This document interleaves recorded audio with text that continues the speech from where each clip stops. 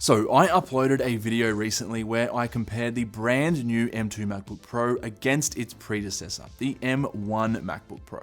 But during testing, I noticed a really weird issue with the SSD on the M2. It was nowhere near as fast as the M1, and this could have a massive impact on the performance of M2 MacBook Pro base models. So what could be the reason for this? Is it just Apple being greedy? Is it some secret plan to get you to spend more money on upgrades? Or was Apple forced to do this by external circumstances? Well, I'm going to do a deep dive into this topic and see if we can figure it out. First things first, let's run some SSD speed tests to find out just how bad the M2 SSD is. Starting with a Blackmagic disk speed test, you can immediately see a massive difference in speeds. The M2 is roughly twice as slow in read speeds. On the AJA system speed test, but this time with the disk cache disabled, the write speeds seem about the same, but the read speeds again are significantly worse.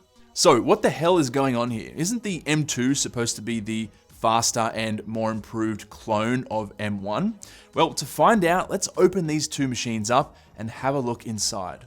Taking a look at the M2, you can see that there's only one NAND flash chip soldered on, with a big old empty space to the left. So it seems that Apple is using a single 256GB NAND flash chip on these base model M2 MacBooks. When I compared with the base model M1 MacBook Pro, oh look, there's a second chip. It looks like the M1 is using two 128GB NAND chips instead of one big 256GB chip like the M2. So I did some more digging and read through some of my comments, and it looks like MaxTech also has only one NAND chip on their M2 MacBook, which basically confirms to me that this is widespread across all M2 Pro base models. So this begs the question, why is having two smaller NAND chips actually faster than having one big one?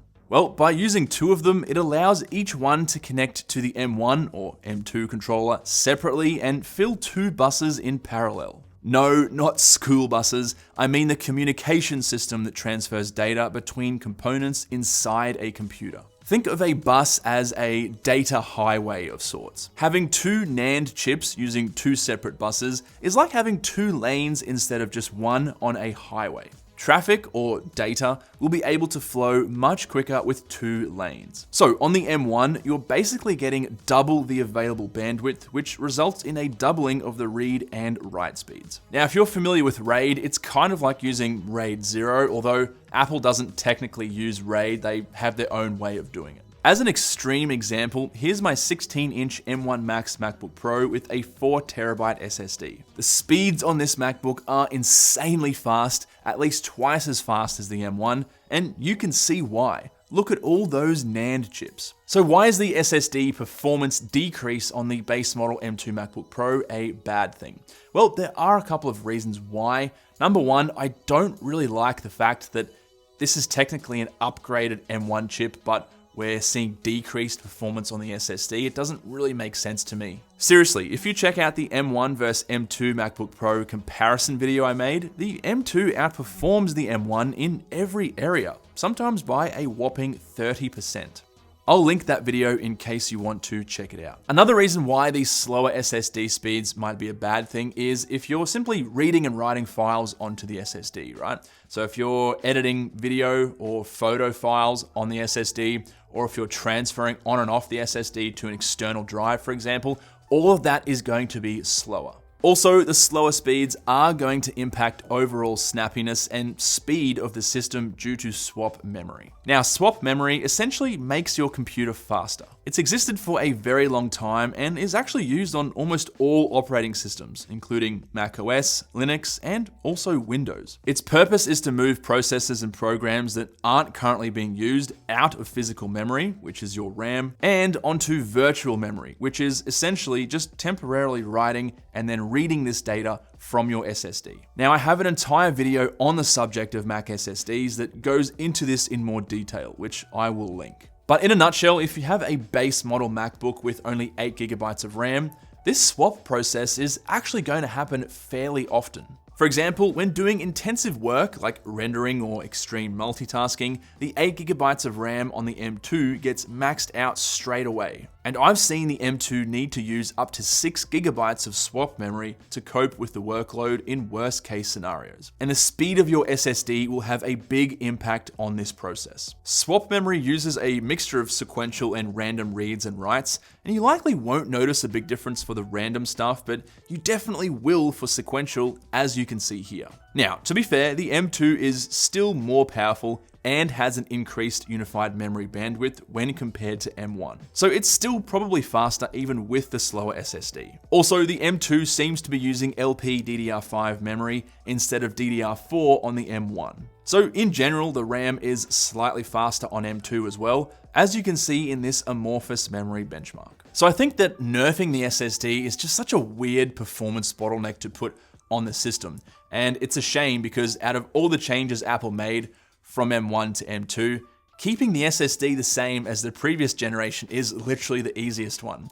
And it's even more of a shame because it might actually have a negative impact on the overall performance of the M2, at least on the 256GB base model.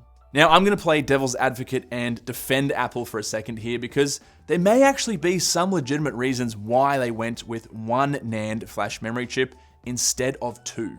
So first, let's be honest, you can't do much with a 256GB SSD anyway. If you're video or photo editing, it's likely going to be on an external SSD. Same with storing and transferring large amounts of files. And at the end of the day, this is a base model MacBook we're talking about. Most people aren't really going to be pushing the SSD to its limits, so they probably won't even notice the difference in speed to begin with. And if they are power users, they'll likely get at least a 512GB SSD, which, as we can see from existing videos on the M2 MacBook, is just as fast as the previous generation, because it's using two 256GB NAND chips.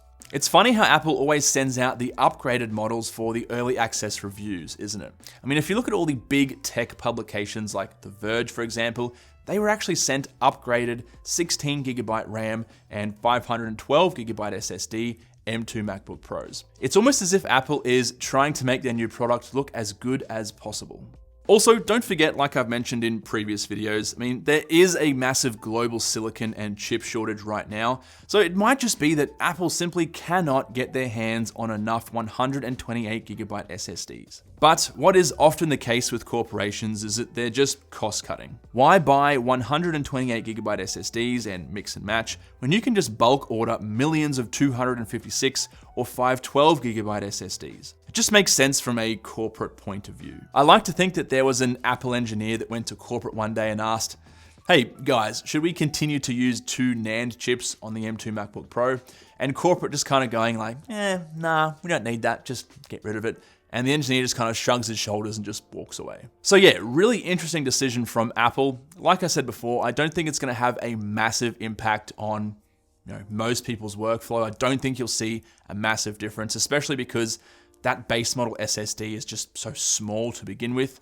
But what I think is going to be interesting is seeing what Apple does with the new M2 MacBook Air, and if they use the same one NAND chip strategy for the base model M2 MacBook Airs. But apart from that, guys, hopefully you enjoyed this video, and I'll catch you in the next one.